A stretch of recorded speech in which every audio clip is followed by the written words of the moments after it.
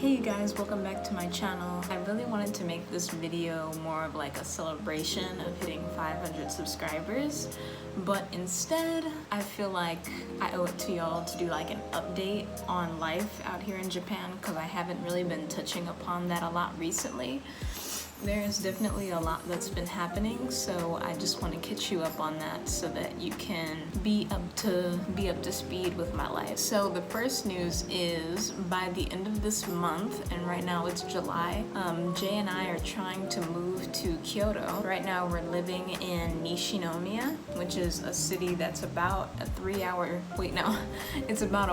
train ride away from Kyoto. So it's pretty close, but Kyoto has always been a city that Jay's wanted to live in, and I like it. It's a nice city. We've been there for little outings every now and then when we have free time together, so I don't mind living there. But the thing is, our visas expire by December of 2022, so we pretty much have until then to live in Kyoto, so I feel like now is a better time than ever to go ahead and move.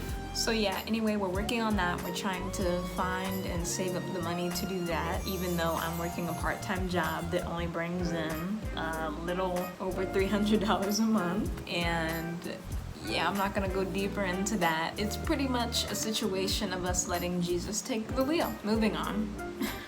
My current part-time job at English Savvy, unfortunately, I'll be leaving there when we move to Kyoto because the commute time will become a little bit too far for me to have to travel as frequently as I do. So I feel sad to leave my students. I feel sad to leave pretty much everyone. Like, I've become pretty close with like my boss and like all the other staff that work in the building, and so I consider them all my friends. Being that it's been so difficult for me to create friendship out here, it's something that I really want to hold on to, and so to just have to let it go once it just started is kind of like gut-wrenching for me. But I hope that when we move to Kyoto, it's not as hard for me to start over in that aspect. One thing that I've definitely learned to be fact is that when you travel, you do learn a lot about yourself.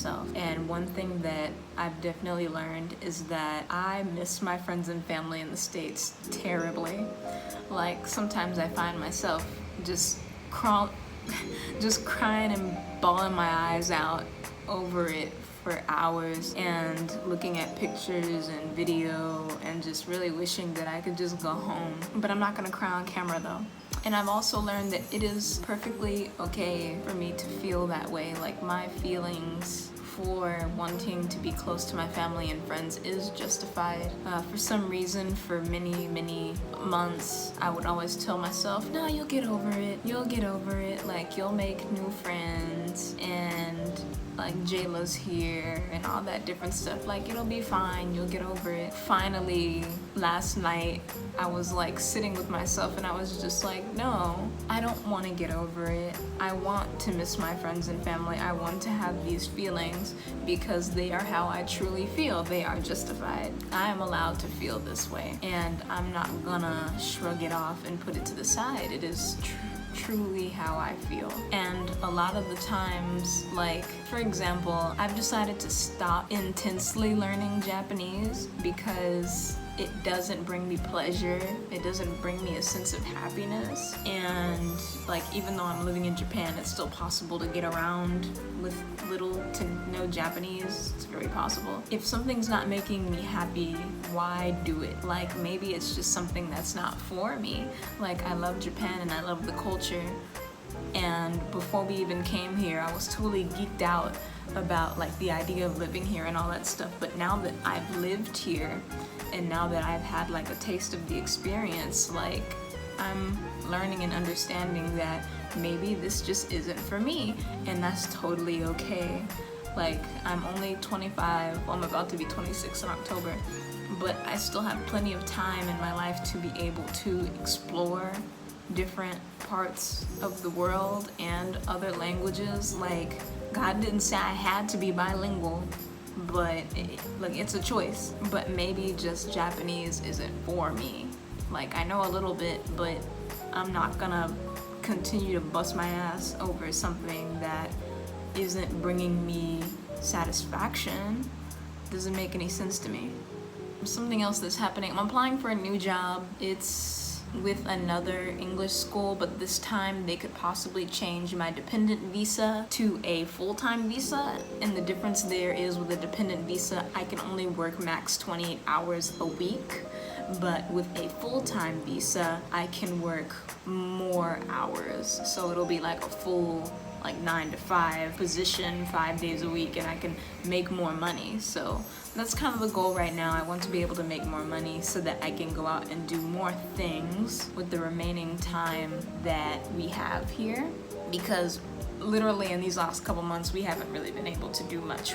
I've mainly just been at home, and maybe the furthest I get to enjoying a luxury outside of home is maybe going out to eat, but that's pretty much it. I would like to visit a couple of museums here, or adventure parks, water parks, or do some kind of fun thing, some kind of big fun thing. Japan has a Universal Studios or something out here, I think, and there's also a Mario Land. I'm sorry, I keep looking over here because there's a spider and I don't want him to come near me because I really don't like spiders. Stay where you are. But yes, I want to have a life outside of just being at home all the time. And I need money to be able to do that, and I need more work to be able to do that. So that's what I'm working on right now. I need to go back in the apartment and make a video for the second part of my application, because I've already done the first part. Now I need to do this second part that the interviewer requested me to do, and it requires another self-explanation video with a certain topic, so I have to do that in a little bit. Why are you getting closer to me, Mr. Spider? Have you ever felt like you just needed a vacation from life? I just need to go to the Maldives by myself and just eat all the food. Okay, the bugs are really starting to come out and get really intense with me, so I need to kind of wrap this up. I really wanted to get into kind of my mental and physical health just a little bit before I wrap this video up. But yeah, I guess with my mental health, it kind of coincides with my feelings of how much I miss my family and my friends. So that's mainly where my mental space is. I kind of have emotional roller coasters on that. And as for my physical health, I still feel anemic, even though I don't really know how anemic I am now after taking so many iron pills and adjusting my diet so much. But recently, in the passing weeks, I've just had digestive issues, and I really have to watch what kind of foods I eat, because if I don't, I will get pain in my stomach, and my intestines will process the food too quickly, diarrhea, and I'm not gonna get into the poopy details, but it's starting to become a bit much, and I've literally been in some kind of physical pain since February, and it hasn't all been the same issue. It's always been something different, and I don't know if it's just my body adjusting to Japan. It doesn't make any sense that all this is starting to hit me after a year of living just fine in Japan. I lived here for 1 year, and then the second year my whole body is just freaking going crazy. So 2021 has definitely not been my happiest year, physical health wise and mental health wise. It's been kind of sucky. I'm glad that we still have 1 more year left on our visa, because ooh, the spider. I'm glad that we still have 1 more year left on our visa, and we're moving to a new city. I'm going to give it 1 more go, 1 more try, and if it doesn't work, I'm out. That's all I'm gonna say. Japan, it's been great, but I gotta do what's best for me at the end of the day. That's what matters.